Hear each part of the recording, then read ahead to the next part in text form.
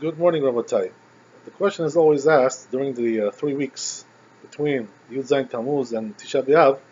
Are we allowed to listen to music during this time, or is there a prohibition regarding this? Under certain circumstances, under any circumstances. So, number one, we have to deal with the first question, Rabbi, is that we don't find any source for the prohibition of listening to music during the 3 weeks, whether it's in the Talmud or in the earlier authorities, the Rishonim, or in the Shulchan Aruch. We don't find such a thing like that anywhere written in any of these places. The first time that we find something similar to that is in the Magen Avraham, who was 400 years ago, one of the great authorities, the later authorities.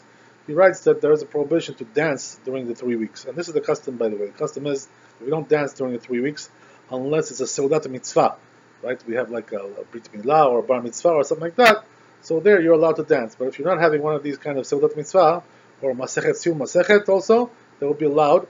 But otherwise, we're not allowed to dance during the 3 weeks for just any occasion, any like a birthday party or something, which is not really called a Seudat Mitzvah. So it says the Magen Avraham that you're not allowed to dance. But we don't even find in his words regarding the issue of listening to music.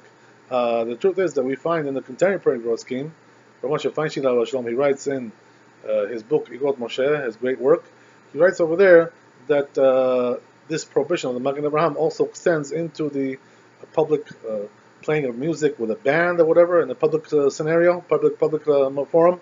He says that this is also prohibited because there's a custom to do so.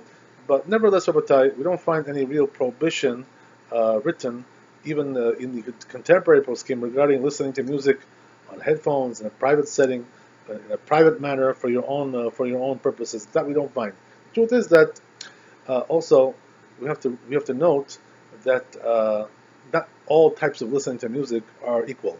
What does that mean? That we have a Gemara in Masechet Sotah, Mem Chet Amud Aleph. It says over there that even though it is prohibited to listen to music after the Bet HaMikdash was destroyed, once the Sanhedrin was dissolved, nevertheless, for certain purposes it is permitted. What does that mean? It's not allowed to listen to music for the sake of being happy and joyful and having a good time, partying it up, as they say, right?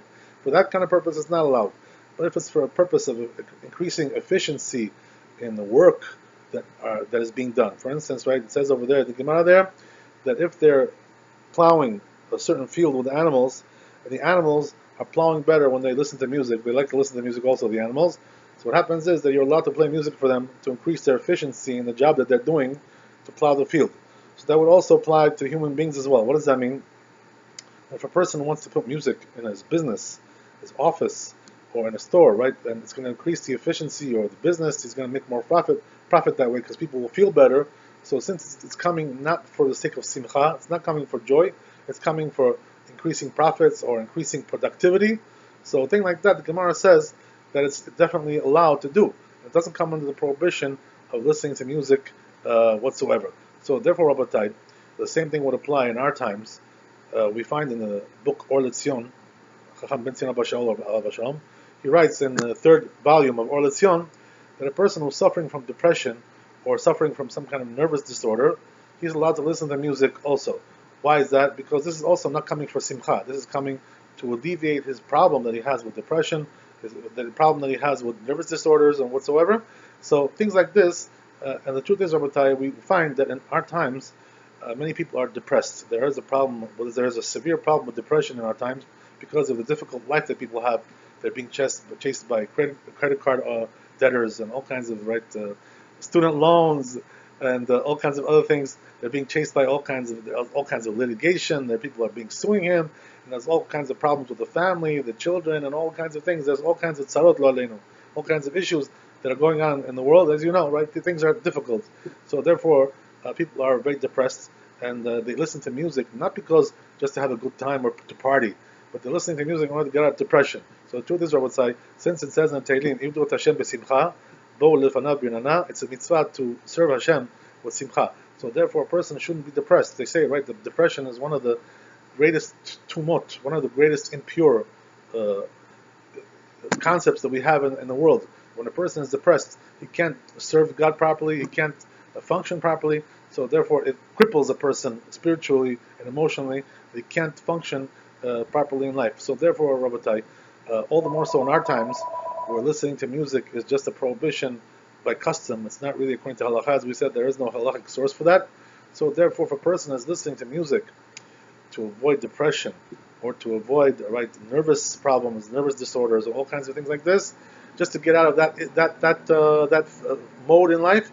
So there, for sure, it's allowed to do that, especially when he's doing it in a private setting. What does that mean? He's doing it with headphones or in the home where nobody's listening or whatever. But the truth is that when it comes to public, displays of music, a person shouldn't do that. To play music in public, that's a little bit more problematic. Why? Because since the custom is not to do so, so you're offending people who are, trying to keep this custom. You're kind of like, ignoring them. You're like making them feel like their custom is worthless. So therefore, because of that reason, there's a rule in the Talmud. It says, right, that wherever you go to a place where the custom is to be stringent about something, even though the halacha is not like that, you have to keep the custom. You know why? Because you're offending those people over there, right? By not keeping their custom, you're making them feel, like you're outcast, whatever. So this creates all kinds of friction and problems, all kinds of machloket and all kinds of squabbles. So therefore, a person has to be careful not to publicly go against the local custom. Even though you know that it's allowed to do that, but you should try to avoid it. But nevertheless, as we said, if it's coming for the sake of efficiency, to put it in an office or some kind of business or so on, so forth, so on, these kinds of things, there's no prohibition to listen to music for these reasons.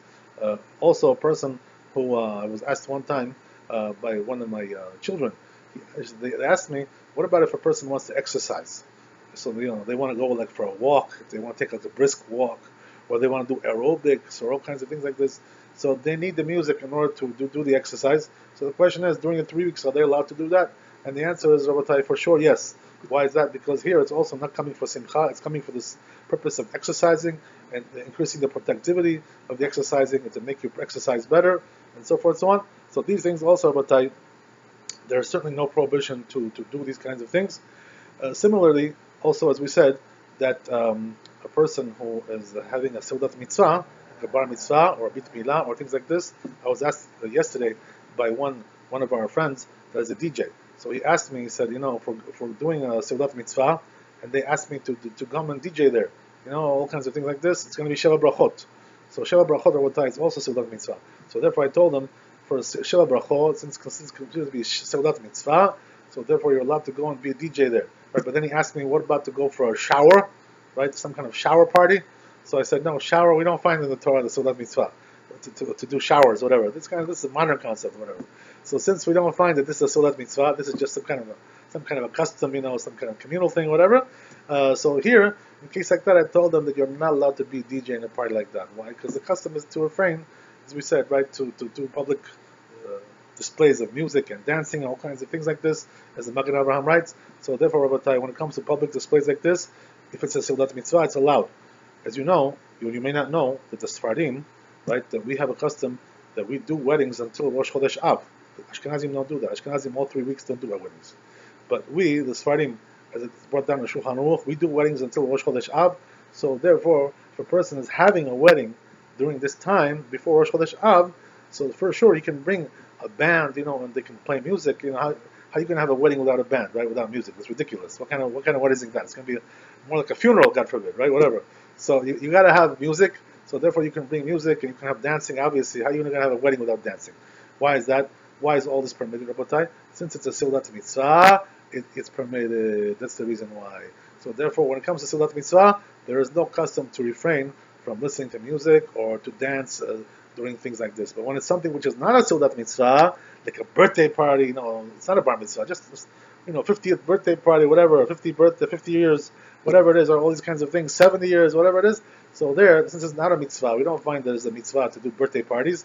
So therefore, in a setting like that, if it's during the 3 weeks, a person should not bring music over there or to dance. He should have it without music and dancing. Baruch Adonai leolam, amen ve'amen. Chazak u'baruch.